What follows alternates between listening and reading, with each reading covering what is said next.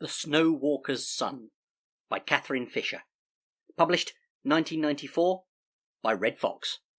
Chapter 8. A wayfarer should not walk unarmed, but have his weapons to hand.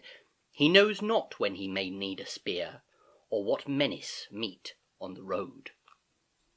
It was a hard thing to pray for. Jessa swung on to her weary horse and gathered up the reins, moving out hurriedly after Thorkill. Looking back, she saw that Steiner and Thorgard Blund were still listening to the thin man Thrand. His voice was a quiet echo under the cliff. Steiner laughed and turned, catching her eye. He put his huge hands up to his horse and hauled himself up. Jessa and Thorkill rode close together. Neither spoke. The path ran along the edge of a vast pine wood, its branches still and heavy with snow. In there it was dim and gloomy, the trees receding into endless aisles, only a few birds piping in the hush. Once a pine marten streaked across the track. Helgi was guessing the way now, and they all knew it. The sun became a cold blue globe, sliding down into mists and vapours. Twilight turned the world black and grey. The snow lost its glare and shimmered blue, crystals of ice hardened on the tree trunks. Without turning his head, Helgi muttered, "Thorkill, can you use that knife of yours?"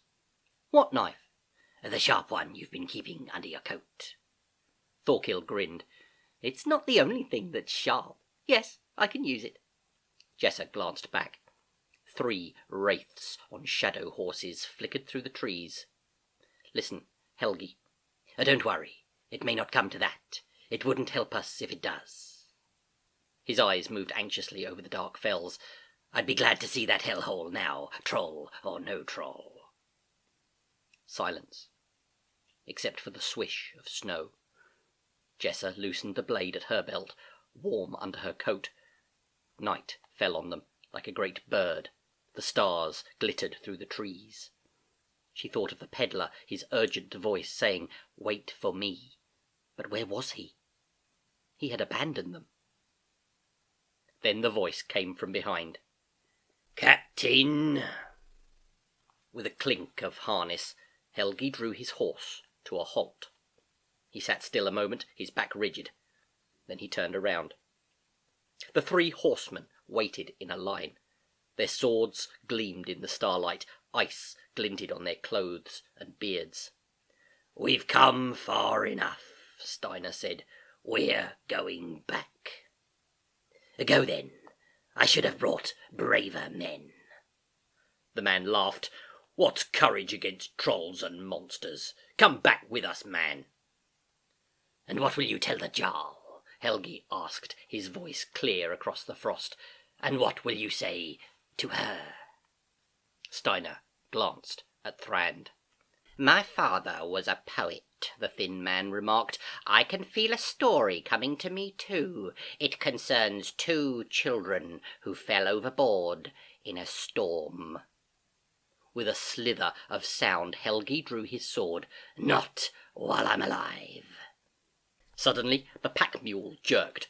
A black shape flapped down through the branches, dusting snow into Jessa's hair, and another followed it.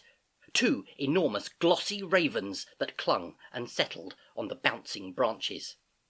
Helgi laughed grimly, his hand tight on his horse's mane. "Look at that. The High One has 2 birds like that. He sends them out to see everything that happens in the world. My job is to take these 2 to Thrasishal and keep them safe on the way. If you're coming, come. Otherwise, go back. But don't think I'll keep your cowardice quiet." Steiner's harness creaked as he moved forward.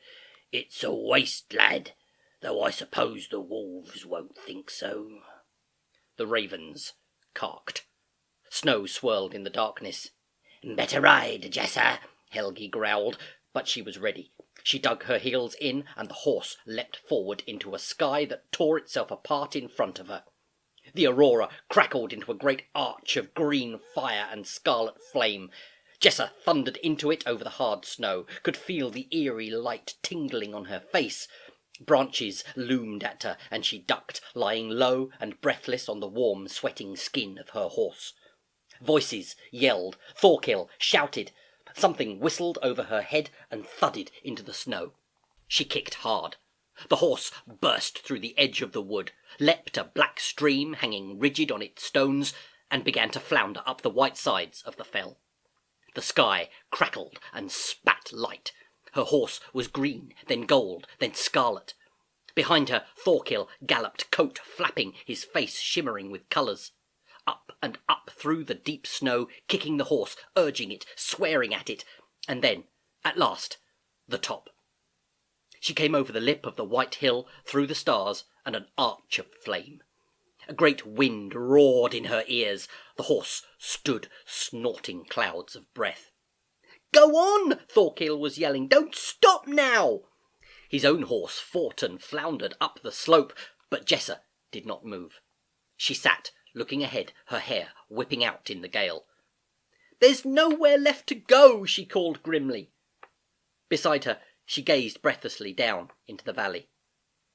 At Thraseshall.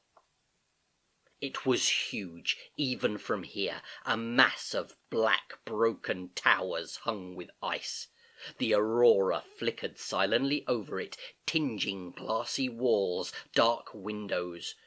A thin moon balanced on the hills behind, its light piercing the shattered roofs, stretching the hall's long shadow over the blue, unbroken snow. No smoke rose from the roofs. No animals lowed in the byres. It was a silent ruin.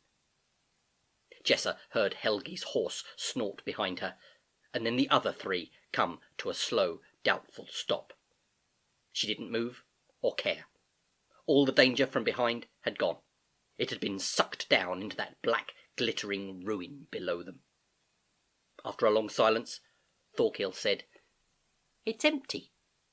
There are no lights, no tracks in the snow. They must be dead long since." "Maybe." Helgi turned his head, the colours of Surt's blaze flickering on his face. "Well," he said quietly.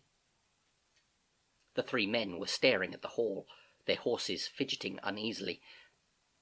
Then Steiner sheathed his sword with a snap. He glanced at the others. Thrand shrugged. "We should keep together." They seemed to have lost all will. Jessa saw how their eyes kept straying to the tower. "Nothing will be said?" "Nothing." Helgi's voice was rich with contempt. Without another word, he turned his horse and moved forwards. The howl of a wolf broke out in the wood behind them. Then another answered, not so far away. The horses flickered their ears nervously. The riders moved together in a tight knot, down the long white slope of the hill. No one spoke. Behind them the pack mule floundered, its rope slack. As they came down to the ruin, they could hear the wind moaning through the broken walls. The snow down here had drifted into great banks. They pushed cautiously through it into the shadow of the walls. At the first archway, its keystone hanging dangerously low, they halted. "Torches," Thrand muttered. "The more light, the better." Helgi nodded. The gaunt stones beside him were coated in ice, frozen in smooth lumps and layers. Nothing moved. They had brought torches of pitch from the boat. It took an age to make a flame, but then the soaked wood flared and crackled, making the horses start in the acrid smoke. "2 will be enough," Helgi said, bending and picking one up. "I'll go first. You, Steiner, at the back. Take the other light with you." They moved through the arch. Its gates were long gone, rotted to one black post that stuck out of the snow like a burnt finger. Torchlight gleamed on the frozen stone, on shapeless masses of ice that might once have been carvings. As they came to the inner gate, they saw it was blocked.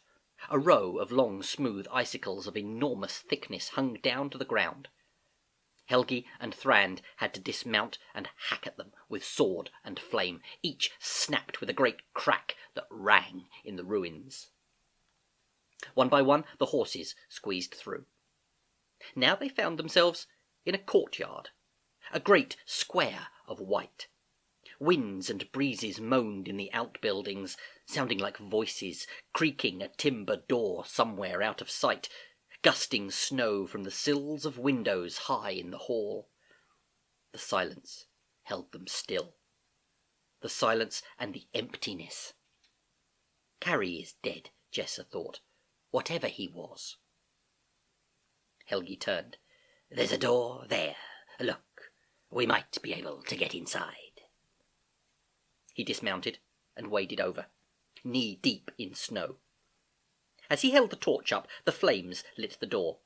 It was made of ancient wood, studded with nails, and had once been repaired with planks hammered over the weak places. But even these were now green with rot. Helgi kicked it. It shuddered, but held. In the darkening air they waited, stiff with fear, but there was no sound or stir from within. Helgi drew his knife. At the same time, something black screeched from the sky. Helgi yelled with fright and dropped the torch. The horses reared and plunged. In sudden blackness, dim shadows flapped overhead. Jessa shrieked. Someone caught her arm. Quiet, Helgi. Steiner had pushed forward, torch in hand. In the red light they saw Helgi scramble from his knees, his face white. I'm all right. What was it? He looked up. Birds, 2 of them. They were perched on the sill above him, the 2 ravens from the wood. Their eyes followed every movement. Steiner gripped the Thor's hammer at his neck. This is a place of sorcery, or worse. Let's get out, man, while we can. But Helgi snatched the torch from his hand and turned, holding it up. Then he stopped, stock still. Jessa's fingers clenched on the frozen reins. Before them, the door was opening. It was tugged open, jerking and grating against the stones as if the wood was swollen. Firelight streamed out as if a slot had opened in a dark lantern. It fell on their faces, glinted in the horses' eyes. A scatter of snow falling through it turned red as blood. A man stood there. He was a giant. His head reached the lintel of the door, and though he was so wrapped in furs and patch cloaks, they saw his strength. His face was flushed with the fire's heat, his beard and hair dark red, cut close. Helgi gripped his knife, looking suddenly small and pale on the cold steps. The big man gave him a glance, then pushed him aside and shouldered his way down among the horses. He came straight to Jessa. She could feel the warmth of the fire glowing from him as he gripped her horse's mane. "You're late, Jessa," he said. "A good soup is almost spoiled."